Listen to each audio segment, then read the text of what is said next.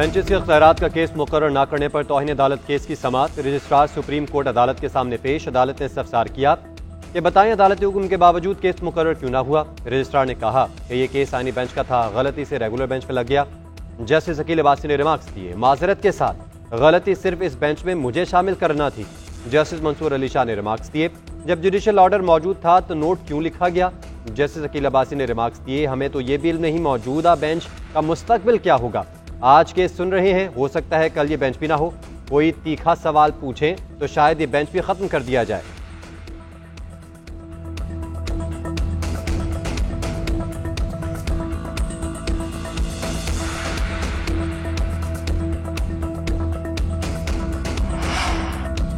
Supreme court में benches इख्तियारात का case मुकर्रर न होने का मामला। जस्टिस मंसूर अली शाह, जस्टिस आयशा मलिक और जस्टिस अकील अब्बासी ने चीफ जस्टिस आया अफरीदी को खत लिख दिया। जस्टिस अमीनुद्दीन खान को भी तीनों जजेस की जानिब से खत लिखा गया। खत में 20 जनवरी को केस समाअत के लिए फिक्स न होने की शिकायत की गई। जस्टिस मंसूर ने कमेटी को आगाह किया, उनका नुक्ता नजर रिकॉर्ड पर मौजूद है। कमेटी पहले वाला बेंच तश्कील देकर 20 जनवरी को समाअत के लिए फिक्स कर सकती थी।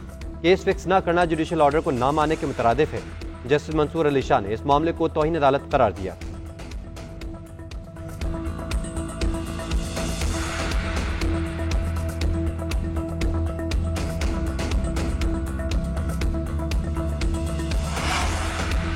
PTI intra party election case की समाअत। चीफ इलेक्शन कमिश्नर रिमार्क्स दिए, पीटीआई ने अब तक तहरीरी जवाब जमा नहीं करवाया।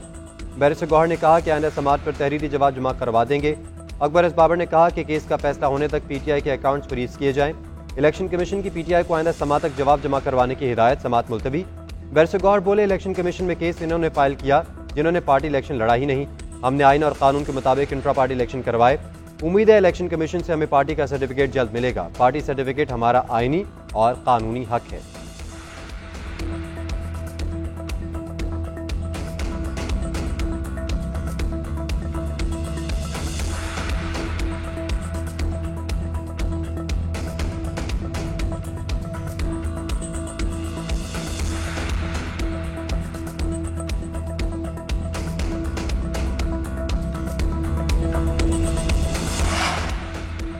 Tehreek Insaf 190 million pound case का फैसला आज चैलेंज करेगी। बानी पीटीआई और बुशरा बीबी की सजा के खिलाफ अदालत से रुजू किया जाएगा।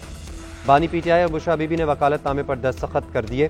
बानी पीटीआई और बुशरा बीबी की जानिब से बैरिस्टर सलमान सफदर, सलमान अकरम राजा और खालिद यूसुफ चौधरी वकला होंगे। इस्लामाबाद की एहतसाब अदालत ने 190 मिलियन पाउंड रेफरेंस में बानी पीटीआई को 14 साल और बुशरा बीबी को 7 साल कैद की सजा सुनाई थी।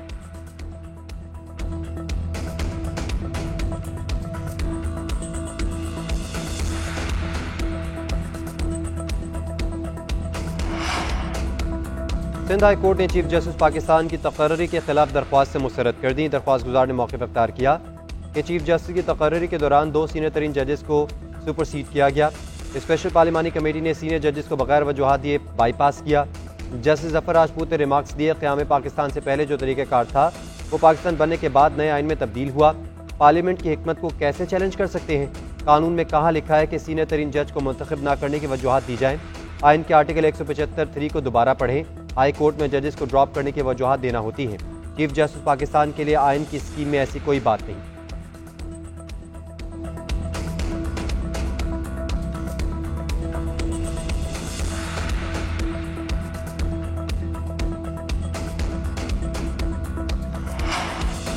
टैक्स फ्रॉड में मुलविस अफराद को 10 साल कैद की तजवीज़। हुकूमत की जानिब से ऑफशोर डिजिटल सर्विसेज पर 20% इनकम टैक्स आयद करने का इम्कान।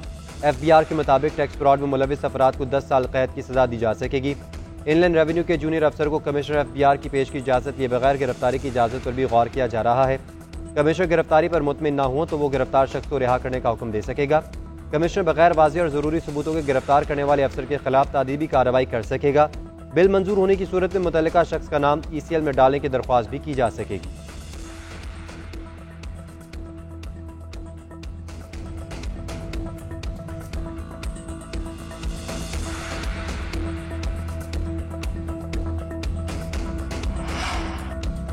कराची में पुरअसरार तौर पर हलाक होने वाले 7 साला सारिम के केस की तहकीकात। डॉक्टर्स ने ज़्यादती की तस्दीक कर दी। सारिम को गला दबाकर कत्ल किया गया। गर्दन की हड्डी टूटी हुई थी।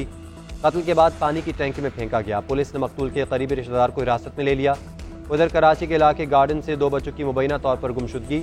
DIG साउथ ने बच्चों की बाजियाबी के लिए 5 रुकनी तहकीकाती कमेटी बना दी। तफ्तीशी टीम ने 3 मशकूक अफराद को हिरासत में ले लिया।